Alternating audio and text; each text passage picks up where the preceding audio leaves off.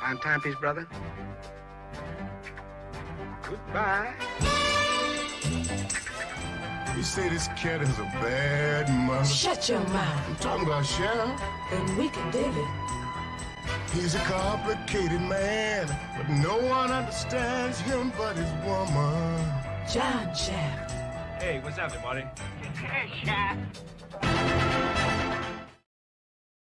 Somebody big just died. Actor Richard Roundtree, known for portraying tough guy detective Shaft, is dead at 81 years old. And here to help eulogize him is Mike North. Mike, how you doing, my friend? We're like firemen. We're on duty every day. People are dropping like flies. Should have an alarm in the house. Ding, ding, ding, ding. Another one. We have our secret password, but one after the other. Notice you had to trim some people off the roster, right? To make the music fit and everything. Yeah, I've been cutting them off like crazy. We cut off Raquel 10 people. Welch, This is my Raquel Welch is show. gone. Raquel Welch is gone. Butkus is there though. Tony Bennett's gone. Yeah. Pretty soon, Sinead O'Connor will be gone. Pee Wee Herman, because they keep getting replaced. Those were the only two. Because we had issues at that point that we didn't do a full one on. So we just gave Sinead O'Connor and Paul Rubens a spot, though, because we would have. Aldo was under the weather at the time, so we couldn't do them. So we just gave them, but they're going to be gone, and then there's just going to be people added on, like Gary Porterfield the other day. And now, John Shaft. Oh, yeah. Shaft. Now, Shaft. First of all, to be honest with you, yeah, at that point, I mean, in 1971, I was supposed to be a junior in high school. It was huge. It was huge. And I was a year away from going in the Army. And I read magazines. I read magazines like from Time Magazine. I read Ebony and Jet. Yeah, that's where he got his start in Ebony. That's exactly right. Linda Johnson, who I knew, or I talked to at least once. I tried to get a job at Ebony. I did. I wanted to be one of the feature reporters, because I do love the entertainment culture and the black culture. Oh, for sure. And I worked for the Chicago Defender, which was an all-black paper. I like to break. I'm a man that breaks racial barriers, Joe. That's what I did. I did the opposite of Jackie Robinson. I went to the black business. That's right. I got in. So, Ebony, Jet Magazine, read it in the Army. Had John Shaft was huge, okay, but controversial. Sure. In 1971, you got to remember. They're going, well, wait a minute. They're going to have a black man as a lead in 1971. Is that what you're trying to tell me, Herb? Oh, yeah. Hold on for a minute. Is he going to be, wait a minute now, will he be corresponding and talking to white women? Yeah. And stuff like that. Well, hell yeah, he was John Shaft. Now, I do disagree with some of the stuff that was written about my man, Richard Roundtree. Okay? One of them was, and I guess they're trying to say maybe because he was the lead, he was the first black action hero. Come on, man. Come on. You're talking like pasty. I'm so white, I'm clear, and I know that's not true. That's right. I mean, look, you can see the blinds through the blinds behind my head. Jim Brown was. For sure. And he started a major vehicle, the Dirty Dozen, and then 100 Rifles, and then he was the lead. So I hate to get the press wrong, but I've been doing it my whole life. They don't do enough. Oh, sure. That's why people tune into this show, Mike. That's right. They don't do enough diving, or they don't have a guy as old as me that was there. Jim Brown was the first black action hero, but the man that that had a franchise. Yeah. But I always called this the franchise I don't care about, just like the Jaws franchise. There was Jaws 1. They go, did you go see Jaws 2? No. I saw Jaws 1. That's all I got to see. It isn't going to be as good. Right. It's so good the first time around. You're like, I'm good. I'm good. I've never been one of those guys. Rocky, we talked about it the other day. Rocky 1, 2, 3, 4. I mean, we saw the Rocky ones because they were all excellently directed, produced, starred in. Good Oh, cast. yeah. But those are few and far between. Godfather 1, Godfather 2. Yeah, forget about 3. Jaws. Forget about, I got to be honest, Cannonball and Cannonball 1 with Burt Reynolds and Cannonball 2. Not bad. Not bad. Yeah. But not a whole lot of sequels that I like, that I would fall back on. And Shaft was one of them. I didn't know they did 4 or 5, 6 Shafts. I didn't know it. And then the TV series. Yeah. I went to see the one downtown, and it was good. It was run on $500,000 budget. And it, Can you and imagine? It made 12, and it made $12 million. Pretty damn good. Good return. That's why there were 4 of them. But after you see the one, you know the storyline. He's a bad mother, He is a bad mother, and that's a classic song. Obviously, Isaac Hayes was kind of big at that time. It made him. He was really, to me, a one-hit wonder. That was his hit, and he had the chains on, he had on, but and he was good. But I was a Barry White guy for the low tone guys, and Barry White was the thing that's. I always thought Isaac Hayes was just okay, but he lucked into that song and he made it work.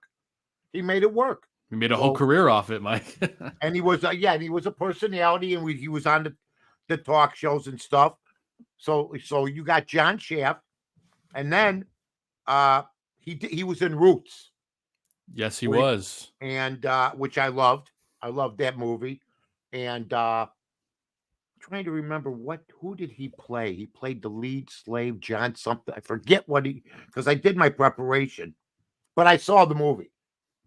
So he did other things. Look at him. Time's fleeting, isn't it? Yep, and I can tell you, Mike, he was in Roots in 1977. I thought. Oh, it's for TV. That's right. It was a TV series. It was a TV series. It was a mini series. You sat down and watched every week. And he played Sam Bennett. Was the name of his character. Bennett. That's it. I couldn't remember. Sam Bennett did a great job. Some of my favorites were in there. Leslie Uggams was in there. There she is. Chuck Connors, who was the rifleman, was in there. It's one of the slave masters. And you know what? It was huge at the time. So he was hot. He was hot. Very private guy. Didn't say a whole lot. Let me get to my guy right here. Richard Roundtree. There we go. That's right. And to tell you what, Mike, this is a guy that, even though he was in a selection of things, he had a career that spanned a long time. Yeah. Here's what I got on him. So we'll give everybody the lowdown on Richard Roundtree, who was a model, like Joe said. Started Ebony, out, baby. Yeah. Listen to Joe. Ebony, baby.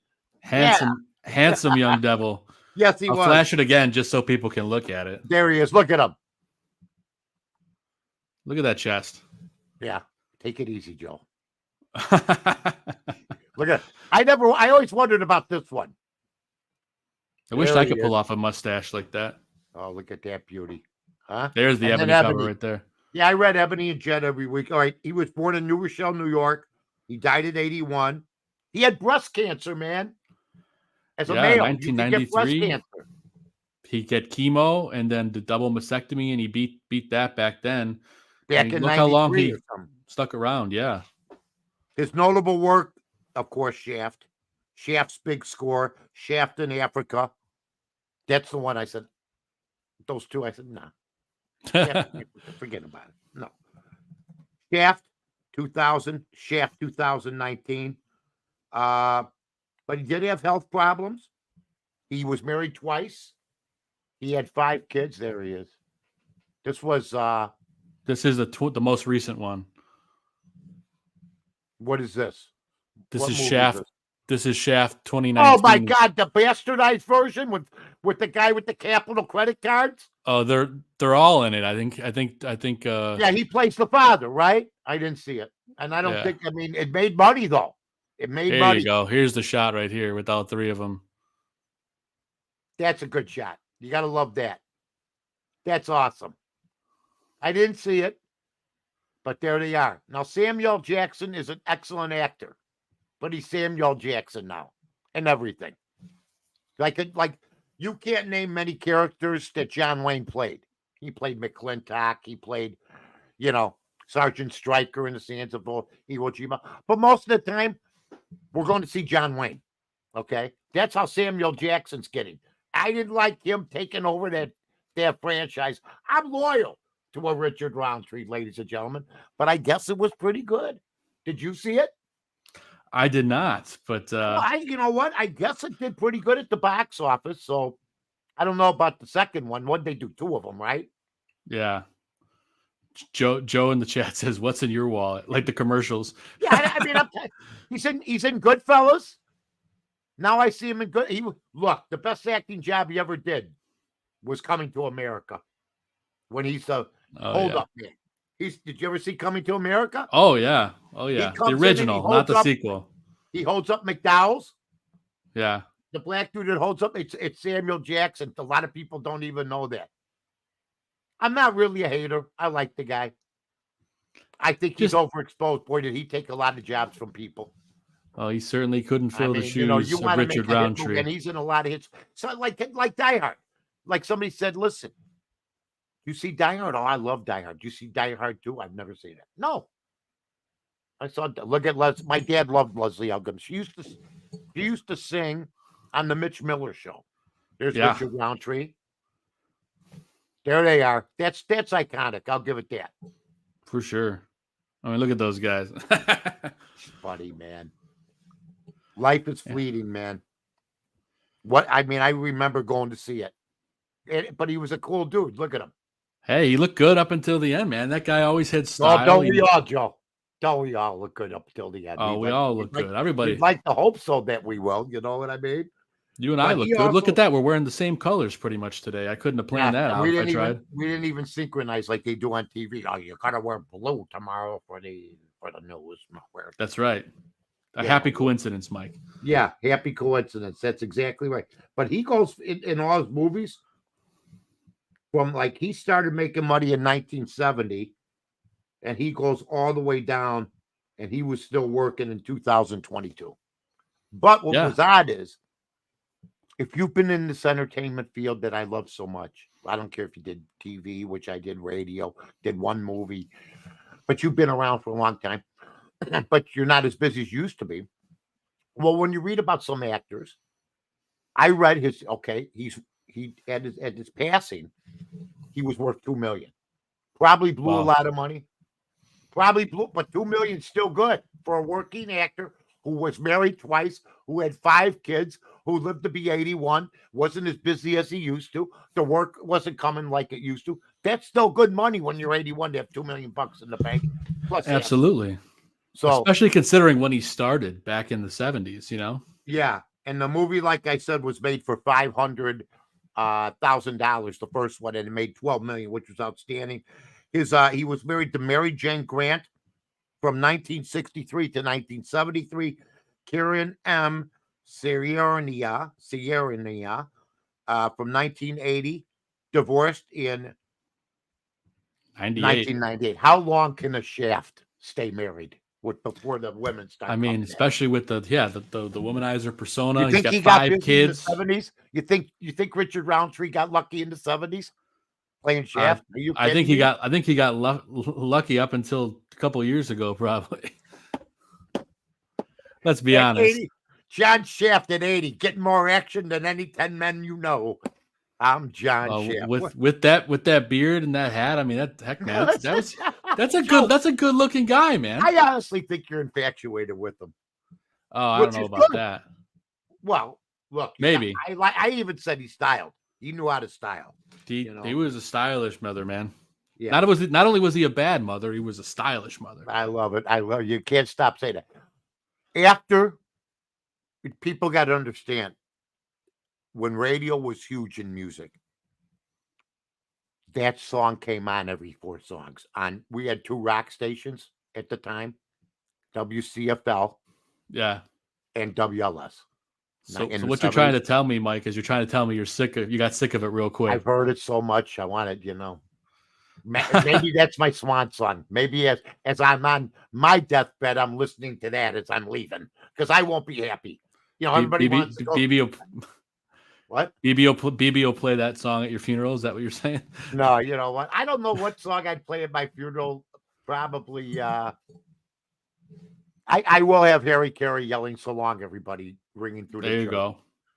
But anyway, "So long, everybody" goes to the great Richard Roundtree. Joe, great job. Do we have any more pictures we'd like to flash one more time? Go through them real quick here. Yeah, we'll flash the pictures real quick, and then we'll mention our sponsors before we get out of here as well. Yeah, we definitely we leave that best. We always are very, very thankful for our sponsors. Are you kidding me? Oh, you got your check, I guess. I could tell. You got some color in your face. Look at that. Apollo, and then you got the flag behind him. Beautiful. But I'm telling you, I'm not just saying that he was a handsome young man, Mike. Would you quit it? Hey, you're infectious. Oh, I'm going to get off the air. My wife's going to be like... The woman is stunning. And then there he is. And then you got Samuel L. And look at this guy right there. Well, on the left, yeah. The guy had it all, man. I don't think either of us could pull off the leather pants, Mike. Don't try me. I can do it. I'll be like Elvis, the black leather outfit. You know what I mean? Joe, we should do a show, an Elvis memorial show, where we dress like Elvis. That's okay. It was a bad. I'm a huge Elvis fan, Mike. That would be great. I would do that in a heartbeat. So am I. We went to Graceland a couple years ago. We loved it. I've never been there, but I was in the. You gotta go, Mike. I know. I've never been there. I just saw Tickle Me the other day with a Pamela Tiffin. It was on. His movies don't hold, some of them, but that's another story for another day. He was the greatest entertainer, I think, that ever lived all time. In all time. Anyway, he was a great entertainer. Did his job. Was one of the pioneers, and it was in black exploitation films that they used to call. Also, he did a lot of great stuff, but he'll always be chef. To the Roundtree family, condolences from somebody big just died. Joe? Absolutely. Yep, and of course we want to. If you want to go out in style and you want to get taken care of, you can go visit our friends at Cumberland Chapels. Flash it up. Look at, first of all, 8300 West Lawrence, Norwich. You know what? The zip code, you don't need it. You'll see it. It takes up half the block. It's a beautiful place, clean, elegant, take you out in style, treat you like you deserve to be treated during your trying times. Wonderful. Right. And you can go check my Twitter at North to North for that. Cumberland Chapels, hit cumberlandchapels.com. It's got all the information you need. Then you want a lobster roll. I do. Hey, a steak. You want something to drink. You want a beer. You want to go to a place that's right across from a train station, 112 Main Street, Pennyville Station. 847-720-4841. Tony Antonacci. The Lupos. All of them over there. Tino. Right in the heart of Park Ridge, Mike. Yeah, we got to maybe do a show there. I'm down. Maybe we'll do a you know what we could do? We could do the year end where we feature them all. Okay. Yeah, I like that. We'll get some lobster rolls, Mike. I'll get you with those lobster rolls. Buddy, I love you. I'm Richard Roundtree. God bless. Somebody big just died. That's right. See you guys next time. Be well.